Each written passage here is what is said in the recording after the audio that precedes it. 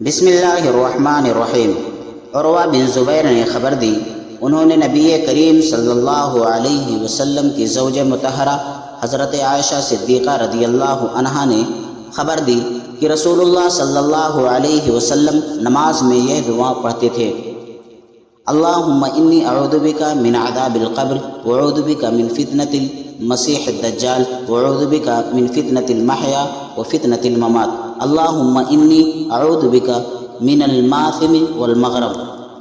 ترجمہ: اے اللہ، قبر کے عذاب سے میں تیری پناہ مانگتا ہوں، زندگی کے اور موت کے فتنوں سے تیری پناہ مانگتا ہوں، دجال کے فتنوں سے تیری پناہ مانگتا ہوں، اور اے اللہ میں تیری پناہ مانگتا ہوں گناہ سے اور قرض سے۔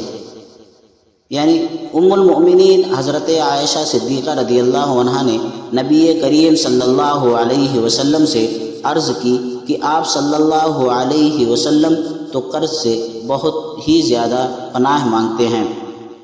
اس پر آپ صلی اللہ علیہ وسلم نے فرمایا کہ جب کوئی مقروض ہو جائے تو وہ جھوٹ بولتا ہے اور وعدہ خلاف ہو جاتا ہے۔ صحیح بخاری حدیث نمبر 832۔ بسم اللہ الرحمن الرحیم۔ ابو بکر صدیق رضی اللہ عنہ سے روایت ہے کہ انہوں نے رسول اللہ صلی اللہ علیہ وسلم سے عرض کیا کہ آپ صلی اللہ علیہ وسلم مجھے کوئی ایسی دعا سکھا دیجئے جسے میں نماز میں پڑھا کروں۔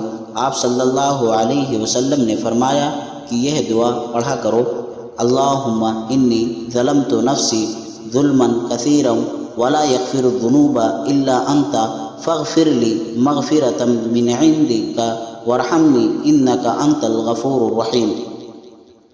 ترجمہ: اے اللہ، میں نے اپنی جان پر گناہ کر کے بہت زیادہ ظلم کیا، پس گناہ کو تیرے سوا کوئی دوسرا معاف کرنے والا نہیں، مجھے اپنے پاس سے بھرپور مغفرت عطا فرما اور مجھ پر رحم کر کہ مغفرت کرنے والا اور رحم کرنے والا بے شک تو ہی ہے۔ صحیح بخاری حدیث نمبر 834۔